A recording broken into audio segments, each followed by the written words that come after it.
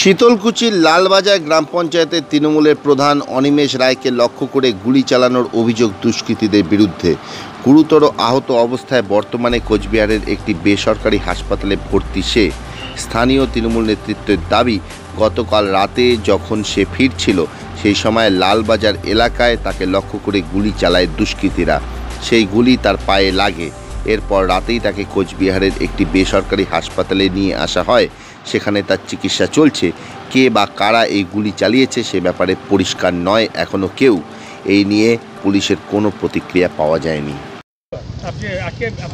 উনি বড় মোর্চার থেকে বাড়ি যেতেছিল, তখন রাতের অন্ধকারে দুষ্কৃতীদের গুলি করছে। উনি স্কুটারের পিছনে ছিল, গুলি করছে।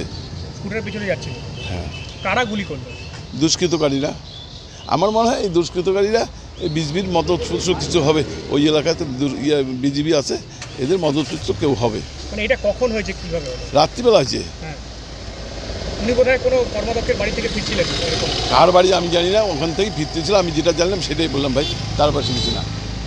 কিন্তু আপনাদের দলের প্রধান? হ্যাঁ, অঞ্চল প্রধান। নানান কাজে আমাদের, যেমন আমরা সহকারী সভাপতি, আমাদের যেতে হয় না, তা মানুষ তো কাজে যায়। কি মনে হচ্ছে বিরোধীরা আছে, পিছনে আছে? আমরা দেখতেছি, আমার মনে হয়, কিন্তু আমরা দেখতেছি, সেটাও তদন্ত করে দেখতেছি। আর কি বেশি